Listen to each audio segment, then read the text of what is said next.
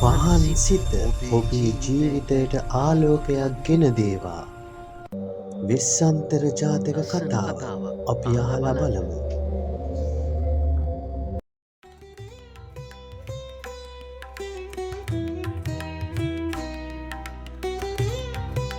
පැරණි කාලයක කරුණාවෙන් හා දානයෙන් පිරිසිදු වූ වෙස්සන්තර කුමාරයෙකු ජීවත් වුණා. මේ ඔබ දකින්නේ ඒ කාලේ රාජ්‍යයේ ජීවත් වුණු කලට වේලාවට වැසි ලබා දුන් ඒ මහා භාග්‍යලත් වූ ඇත් රජුව දන් දෙන අවස්ථාවයි.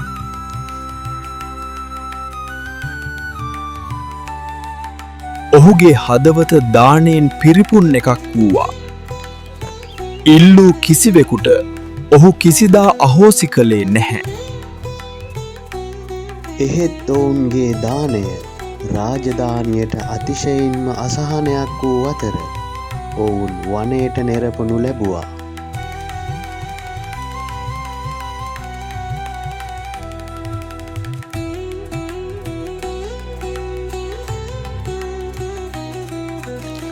වනයේදීත් වෙස්සන්තර කුමරුගේ කරුණාව කිසිදා අඩු වුණේ නැහැ.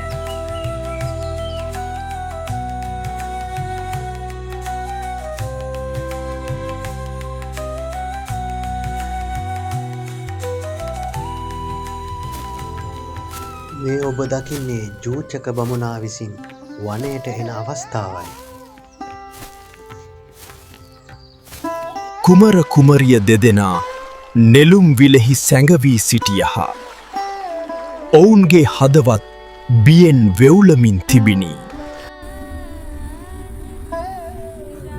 මේ ඔබ දකින්නේ වෙස්සන්තර රජතුමා ජූචක බමුණා හට තමන්ගේ දරුවන් දන් දෙන ආකාරයයි.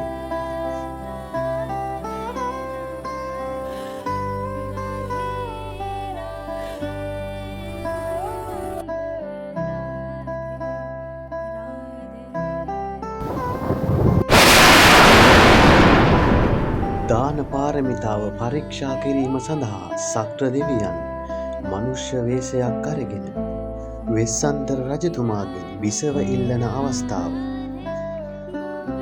දේවතාවුන් වහන්සේ සැබෑ ස්වරූපයෙන් පෙනී සිටිසේක. කුමරු දේවතාවුන් වහන්සේට නමස්කාර කළේය. මෙම මහත්දානයෙන් වෙස්සන්තර ජාතකය සම්පූර්ණ වූයේ බෝධිසත්ව පාරමිතාවෙනි. පහන් සිත ඔබේ ජීවිතයට ආලෝකයක් ගෙන දේවා.